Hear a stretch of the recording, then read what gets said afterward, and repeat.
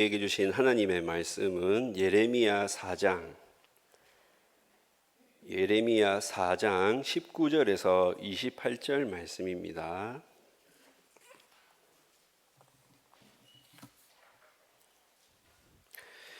예레미야 4장 19절에서 28절 말씀, 한 절씩 읽고 마지막 절 함께 읽겠습니다. 슬프고 아프다. 내 마음속이 아프고 내 마음이 답답하여 잠잠할 수 없으니 이는 나의 심령이 나팔 소리와 전쟁의 경보를 들음이로다.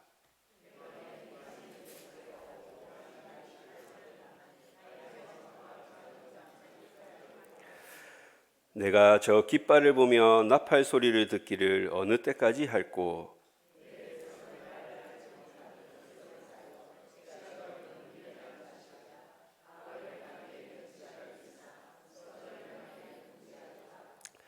보라, 내가 땅을 본즉 혼돈하고 공허하며 하늘에는 빛이 없으며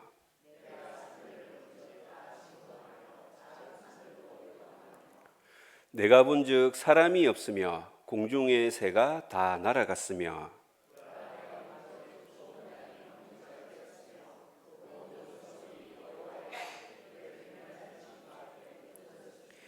여호와께서 이와 같이 말씀하시길 이 온 땅이 황폐할 것이나 내가 진멸하지는 아니할 것이며 이로 말미암아 땅이 슬퍼할 것이며 위의 하늘이 어두울 것이라.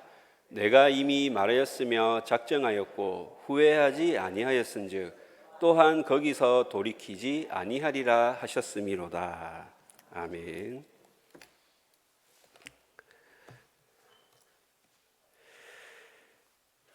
결혼을 하고 자녀를 낳고 이 결혼하여 가정을 이루는 목회자에게 이 하나님께서 주시는 이 가장 큰 선물 중에 하나는 이 하나님의 마음을 알게 되는 것이 아닐까 생각합니다. 때로는 재론과 애교에 너무나 기뻐하고 또 어떤 때는 저게 과연 내 뱃속에서 난 자식이 맞은가? 제 배는 아니죠. 너무너무 말을 안 듣고 속을 썩여서 이 애를 태우기도 합니다. 그러다 보면 이 한낱 미물에 불과한 우리가 이 위대하고 거룩하신 이 하나님을 감히 알 수는 없지만 이런 게 하나님의 마음이 아닐까. 결혼하기 전에는 절대로 알 수 없었던 그런 마음을 조금은 짐작하게 되는 것 같습니다. 부모는 자녀에게 꾸중을 하고 그리고 회초리를 가끔 들기도 하지만 이 자녀를 미워하지는 않습니다.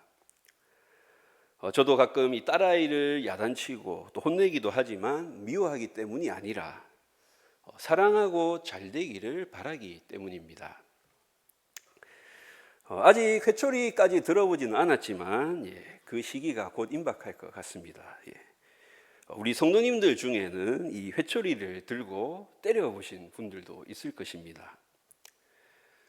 아이는 이 매를 맞고 아프다고 울지만 이 보이지 않는 곳에서 그보다 더 슬퍼하고 아파하며 우는 것이 부모의 마음이라 할 수 있습니다. 하나님도 마찬가지입니다. 하나님께서는 회개하지 않는 유다가 이 전쟁의 참화를 겪도록 내버려 두십니다. 하지만 이 정작 유다 백성들보다 더 고통스러워하고 더 슬퍼하셨습니다. 4장 11절, 12절, 13절에서 바벨론은 바람에 비유되고 있습니다. 뜨거운 바람, 더 강한 바람, 그리고 회오리 바람이 몰려온다는 것입니다. 자, 문제는 이 바람이 우리의 기분을 좋게 하는 그러한 산들바람이 아니라는 것입니다. 또한 그 바람은 키질하여 이 알곡을 날려가거나 골라내거나 이 쭉정이를 골라내서 이 순수한 알곡만을 모을 때 부는 그러한 바람도 아닙니다. 그 바람은 모든 것을 휩쓸어가는 사막의 뜨거운 동풍, 심판과 멸망을 위한 바람입니다. 즉 하나님께서는 이 재앙이 단순한 회초리가 아니라 그들이 지은 죄에 대한 그러한 형벌을 집행하는 것이다라고 말씀합니다. 우리 오늘 말씀 4장 13절 함께 읽겠습니다. 시작.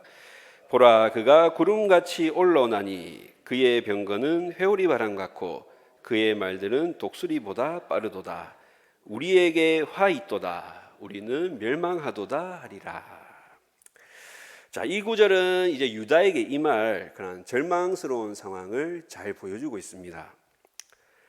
적군은 회오리 바람처럼 그리고 독수리처럼 강하고 빠르게 침략하여서 엄청난 파괴를 일삼을 것입니다. 유다는 그 앞에서 속수무책으로 당할 수밖에 없을 것입니다.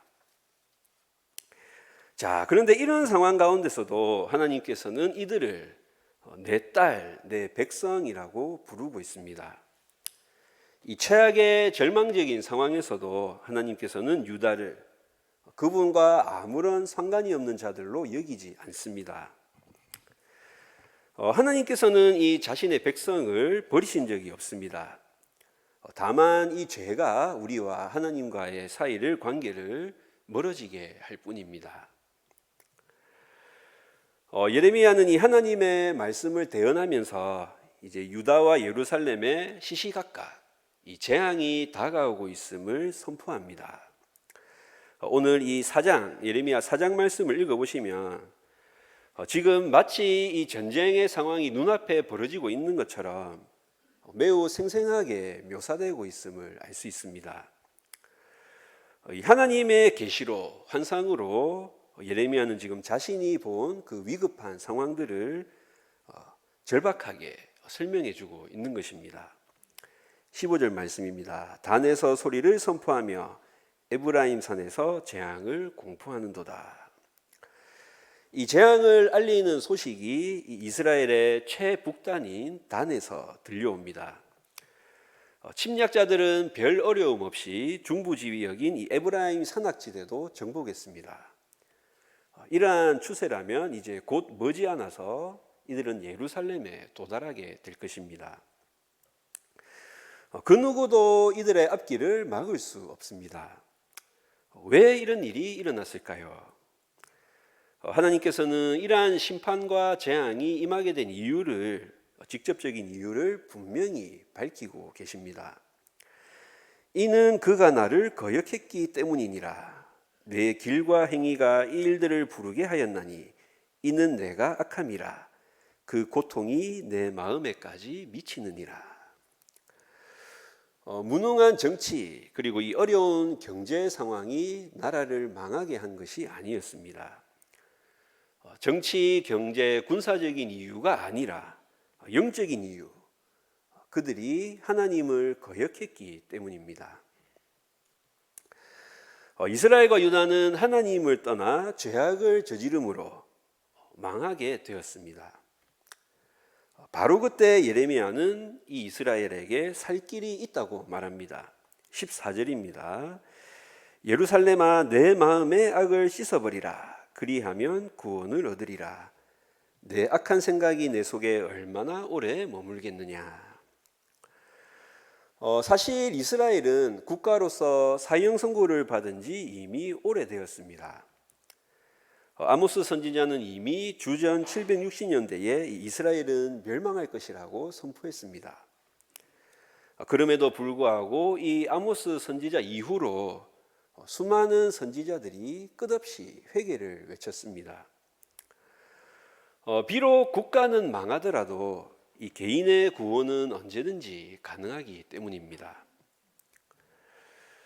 내 악한 생각이 내 속에 얼마나 오래 머물겠느냐, 내 마음속에 악한 생각을 언제까지 품고 있을 것이냐, 이러한 말입니다.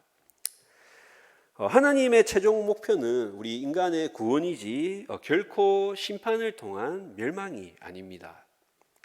그래서 하나님께서는 돌아올 것을 요구하고 있습니다. 나 여호와에게 속하라 라고 말씀합니다. 회개하고 하나님께로 돌아오는 것만이 심판을 피할 수 있는 유일한 길이었습니다. 하지만 이 예루살렘은 그럴 의지가 없었습니다. 바벨론 군대는 예루살렘 성을 에워싸고 그 성을 철저하게 짓밟고 말 것입니다. 우리 인간은 어리석게도 이 마지막까지 회개하지 않고 끝까지 버티다가 최악의 상황을 맞이하는 경우가 종종 있습니다. 혹시 지금 내 안에 이 하나님 앞에 이 부끄러움을 느끼는 그러한 죄악이 있다면 지금 당장 버릴 결단과 그런 실천이 필요합니다.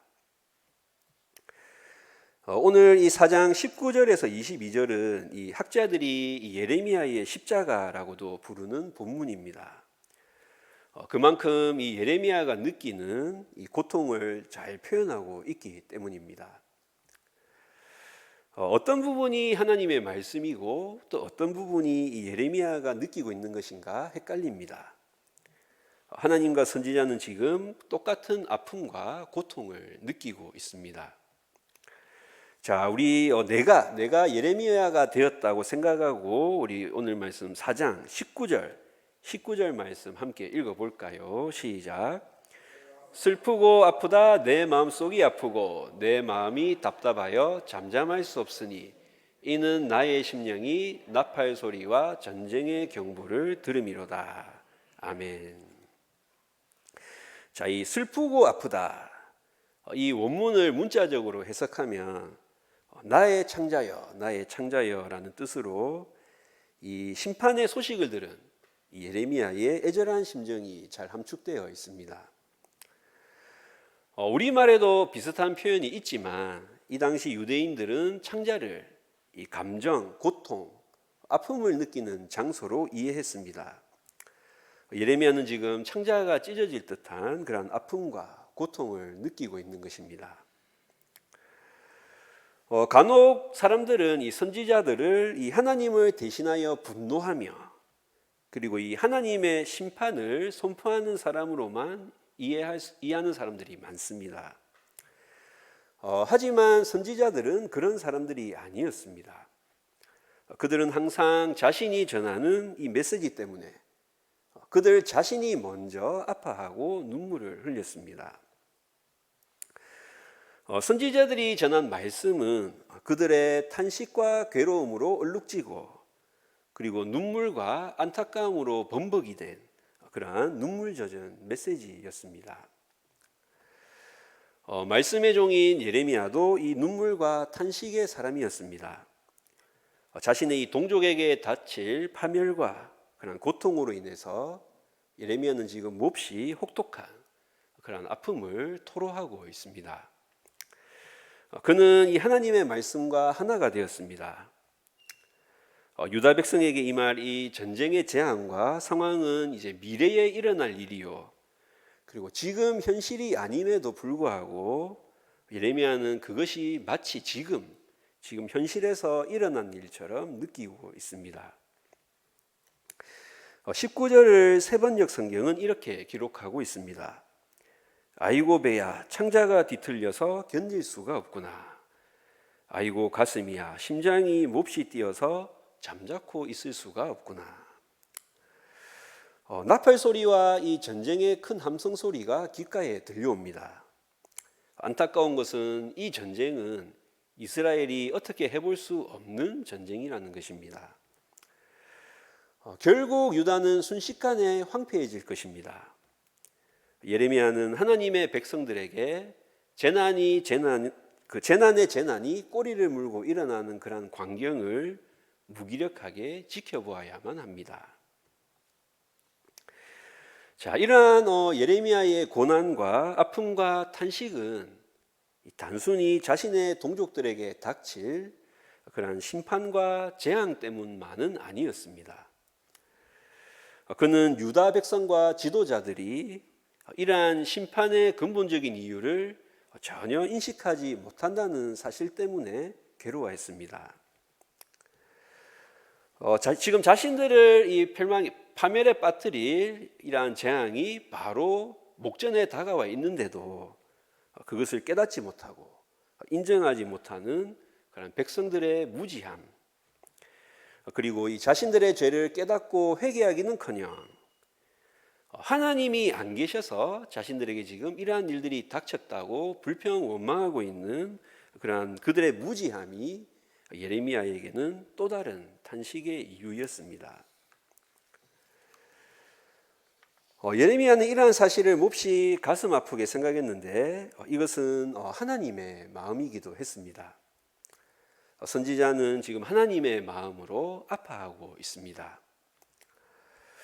너희가 우리 증거를 받지 아니하는도다. 예수님께서도 이러한 예루살렘의 무지를 한탄하시면서 우신 적이 있습니다.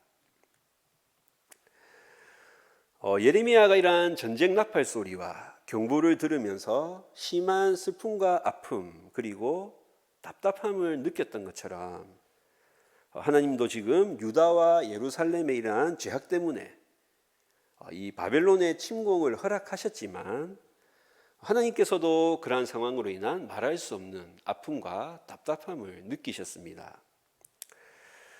선지자의 탄식에 이어서 이번에는 하나님의 탄식이 이어집니다. 22절 말씀입니다. 내 백성은 나를 알지 못하는 어리석은 자요 지각이 없는 미련한 자식이라. 악을 행하기에는 지각이 있으나 선을 행하기에는 무지하도다. 자, 이 사장의 후반부 23절부터는 예레미야가 이 유다가 멸망하는 이런 환상을 보게 되는 그런 것들을 기록하고 있습니다. 보라, 내가 땅을 본즉 혼돈하고 공허하며 하늘에는 빛이 없으며. 우리 사람들은 종종 이 미래를 보고 싶어 합니다. 그래서 많은 사람들이 점쟁이나 무당을 찾아가기도 하고, 그리고 이 미래 사회를 그리고 있는 SF 영화에 열광하기도 합니다. 하지만 예레미야는 이 하나님께서 보여주신 이러한 환상을 통해 미래를 보고 난 후에 심한 좌절감과 안타까움을 느끼고 있습니다. 그가 본 이 유다의 미래는 아름답게 창조되었던 세계가 다시 이 창조 이전에 혼돈과 공허의 상태로 되돌아가는 모습이었습니다. 창조주 하나님은 자신이 만든 세계를 멸망시키는 파괴자로 돌변하셨습니다. 그러면서도 하나님께서는 이 유다가 회개하고 돌아오면 긍휼을 베푸실 그러한 여지를 남겨두셨습니다. 하지만 유다는 이러한 문제의 유일한 해결자이자 그리고 진정한 남편이었던 하나님을 거역하고 엉뚱한 대상에게만 잘 보이려고 하는 그런 부질없는 노력들을 기울이고 있습니다. 예레미야는 이 유다 백성들의 상태를 다급하게 피난을 떠나는 사람들, 그리고 유혹하는 장녀, 그리고 해산하기 직전 진통을 겪고 있는 그런 산모의 이미지로 묘사하고 있습니다. 그리고 이러한 상황에 대해서 이 자신의 이 심령의 마음의 피곤함을 호소하고 있습니다. 우리 오늘 4장 31절 말씀 함께 읽어보겠습니다. 시작.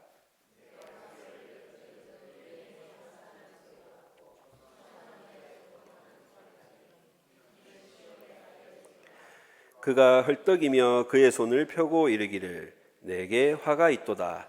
죽이는 자로 말미암아 나의 심령이 피곤하도다 하는도다. 아멘. 우리의 미래는 지금 우리 현실의 연장선이라 할 수 있습니다. 오늘 본문에 나타나 있는 이 유다 백성들의 모습은 오늘을 살아가고 있는 우리의 모습이기도 합니다. 오늘날 우리도 이 유다 백성들과 똑같은 죄를 범하고 있고, 그리고 이대로 가다가는 지금 본문에 그려지고 있는 이 유다 백성들의 미래가 우리의 미래가 될 것입니다. 우리는 성경 말씀을 통하여서 지금 우리의 현실을 직시하고 그리고 올바른 길로 돌이킬 필요가 있습니다. 그렇다면 이 올바른 길로 돌이키기 위해서는 과연 어떻게 해야 할까요? 오늘 4장 첫 부분에 이에 대한 모범 답안을 기록해 놓았습니다. 4장 1절을 보시면 하나님께서는 이스라엘 백성들에게 내게로 돌아오라 라고 말씀합니다. 그리고 이 여호와께로 돌아오기 위한 세 가지 조건을 제시하고 있습니다. 첫째, 나의 목전에서 가증한 것을 제하라. 우리는 지난주에 이 창세기 말씀을 통하여서 이 야곱과 그 집안 사람들이 이 하나님께서 약속하신 베델로 올라가기 전에 이방 신상과 귀고리들을 이 세겜 근처 상수리 나무 아래에 다 파묻고 떠나는 것을 살펴보았습니다. 여호와 앞에서 이 가증한 우상을 모두 제하여 버리라는 것입니다. 자, 둘째, 흔들리지 않는 마음을 가지라. 이러한 우상을 버리고 돌아서는 데는 이 마음에 요동이 없어야 한다는 것입니다. 너희가 어느 때까지 둘 사이에서 머뭇머뭇하려느냐? 여호와가 만일 하나님이면 그를 따르고 바알이 만일 하나님이면 그를 따를지니라. 이 엘리야 선지자가 이 바알 선지자들과의 이 갈멜살 대견에서 이스라엘 백성들에게 외쳤던 말씀과 똑같은 그런 의미라고 할 수 있습니다. 그리고 셋째, 진실과 정의와 공의로 여호와의 삶을 두고 맹세하라. 자, 이 모든 삶 속에서 이 하나님의 뜻에 전적으로 순종하라. 그리고 나의 삶 속에서 이 하나님의 진실과 정의와 공의가 드러나는 그러한 삶을 살아라는 것입니다. 이스라엘 백성들이 이러한 세 가지 조건을 모두 만족시킬 때 나라들이 나로 말미암아 스스로 복을 빌며 나로 말미암아 자랑하리라. 하나님께서 그들의 조상 아브라함에게 하셨던 그 약속하셨던 그 복이 임할 것이다. 모든 나라가 여호와로 인하여 복을 누리며 그리고 열방이 여호와께로 영광을 돌릴 것이다 라고 말씀하고 있습니다. 자, 이것은 이 열방에 대한 거룩한 제사장 나라로 부르심을 받은 하나님의 언약 백성인 우리에게도 매우 중요한 말씀입니다. 우리가 돌이키고 이러한 삶을 살게 될 때 믿지 않는 모든 사람들까지도 하나님을 찬양하게 되며 그리고 하나님의 영광이 임하며 그리고 그들에게도 하나님의 복이 임한다는 것입니다. 우리는 요즘 우리 교회에 이 교회 주변에 믿지 않는 영혼들에게 열심히 복음을 전하고 있습니다. 그들을 하나님께로 돌아오도록 하기 위해서는 발로 입술로 복음을 열심히 전하는 것도 중요하지만 우리의 삶에서 이러한 모습들이 드러나도록 노력해야 할 것입니다. 자, 그리고 예레미야는 방금 말했던 이러한 세 가지를 통해서 일어나는 진정한 회개를 묵은 땅을 갈아엎는 것과 그리고 마음의 할례를 행하는 것에 비유하고 있습니다. 자, 묵은 땅이 무엇입니까? 오랫동안 방치되어서 잡초도 무성하고 황폐화된 땅을 말합니다. 저는 이번에 말씀을 준비하면서 이 묵은 땅에 관해서 많은 것들을 생각하게 되었습니다. 예전에 이 교회차를 타고 가다가 뒤에서 한 권사님이 말씀하시는 것을 들었습니다. 옛날에는 이 먹을 것이 너무 귀해가지고 정말 어디 손바닥만한 땅만 있으면 거기에다가 고구마도 심고 감자도 심고 먹을 것을 얻기 위해서 정말 열심히 무언가를 심고 거두어서 그렇게 수확해서다가 먹었는데 요즘은 이렇게 조금만 도심을 벗어나면 이 도심 내에서도 이 잡초가 무성하고 아무렇게나 방치되어 버린 그런 버려진 묵은 땅이 너무나 많이 보인다는 것이었습니다. 확실히 오늘날 우리는 예전에 비해서 훨씬 풍족한 생활을 누리게 되었습니다. 교회도 커지고 성도들도 많아지고 그리고 휴대폰 몇 번 쿡쿡 누르면 말씀이 마구마구 넘쳐나는 그런 믿음 생활, 신앙 생활 하기에 너무나 편안한 풍족한 그런 환경과 조건들을 갖추게 되었습니다. 하지만 그만큼 우리의 삶에 그리고 우리의 믿음과 신앙에 묵은 땅이 많아진 것 같습니다. 이 교회를 꼭 기업에다가 비교할 수는 없지만 이 회사를 처음에 창업하면 어떻습니까? 이 사장과 이 몇 명 안 되는 사원들이 정말 온 마음과 힘을 합해서 이 회사를 발전시키고 세우기 위해 노력합니다. 그러다가 회사가 점점 커지고 조직화되면 어떻게 되나요? 소위 말하는 관료주의, 이 창의성과 생산성이 없어지고 그리고 자리와 직책에만 연연하며 그리고 무능력하고 무기력한 그런 점점 기울어져 가는 그런 회사로 변해갑니다. 예전에 이 미국에서 누구나 이름만 들으면 알 수 있는 그런 크고 영향력을 끼치는 그런 탑10, 10대 교회가 있었는데 30년이 지난 지금은 2개, 3개 정도만 남아 있다라는 그런 기사를 본 적이 있습니다. 저희 교회가 지금 40년이 좀 넘었죠. 그동안 하나님께서 참 많은 은혜를 부어주시고 그리고 많은 성도님들이 이 교회와 하나님을 사랑하는 마음으로 정말 열심히 섬기고 헌신해 왔을 것입니다. 하지만 우리도 알지 못하는 사이에 우리의 삶의 여러 영역에 있어서 이러한 묵은 땅이 하나둘 생겨날 수 있다는 것입니다. 너희 묵은 땅을 갈고 가시덤불에 파종하지 말라. 이 묵은 땅에 열심히 씨를 뿌려봤자 싹을 틔울 수 없습니다. 묵은 땅과 같은 황폐한 우리의 마음밭에 말씀이 심겨질 수 없는 것입니다. 묵은 땅을 갈아엎고 가시덤불을 제거해야 하는 것입니다. 자, 그리고 마음에 할례를 행하라 라고 말씀하고 있습니다. 너희는 스스로 할례를 행하여 너희 마음 가죽을 베고. 자, 우리가 잘 알듯이 이 할례는 우리 신체의 표피를 베는 하나님과 맺은 언약 관계를 상징하는 그런 징표라고 할 수 있습니다. 그런데 이 마음의 할례를 행하라는 이 말씀은 무엇을 의미하는 것일까요? 마음을 완전히 새롭게 하여서 이 하나님과의 언약 관계를 회복하라. 그 고결한 의식을 외적으로만 행할 것이 아니라 내적으로도 행하라는 것입니다. 우리의 내면이 바뀌지 않으면 어떠한 변화도 기대할 수 없기 때문입니다. 자, 이러한 메시지가 예루살렘의 멸망이 임박한 시점에 주어졌다는 것이 중요합니다. 자, 이 마음의 할례를 행하는 것은 선택이 아니라 사느냐 죽느냐의 문제라는 것입니다. 자, 4절 말씀입니다. 그리하지 아니하면 나의 분노가 불같이 일어나 사르리니 그것을 끌 자가 없으리라.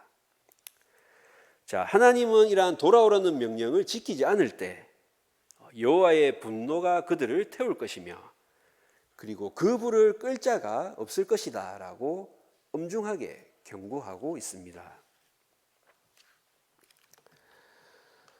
이 참마대성이라는 고사성어가 있습니다. 이 김유신이 아직 화랑 시절이었을 때 그가 술을 좋아하면서 이 청관이라는 기생을 만나고 있었습니다. 김유신의 어머니가 이 사실을 알고는 몹시 슬퍼하면서 그의 앞날을 걱정했습니다. 김유신은 그것을 본 뒤 다시는 이 술과 여자에 빠져 지내지 않겠노라라고 결심했습니다. 그러던 어느 날 김유신이 술에 취해 말 위에서 깜빡 잠이 들었는데 그 말이 늘 가던 대로 이 청관이라는 기생의 집 앞에 멈추었습니다. 저 같으면 이 기특한 것, 주의대 마음을 이토록 헤아리다니 당근을 하소했을 것인데 지금 웃으시는 분들 거래 좀 해보신 분들입니다. 자, 그런데 김유신은 이를 보고 이 자신의 방탕함을 반성하면서 이 자기 뜻을 알아주지 않는 이 말의 머리를 단칼에 베고 그리고 큰 뜻을 품었다는 데서 유래한 말입니다. 제가 지금 왜 이런 이야기를 하고 있는 것일까요? 이렇듯 우리가 죄에서 돌이켜서 바른 길로 가는 데는 이 철저한 회개와 결단이 요구된다는 것입니다. 자, 우리 중요한 내용이니까 복습 한번 해볼까요? 자, 여호와 하나님께 돌아오기 위한 세 가지 조건 뭐라고요?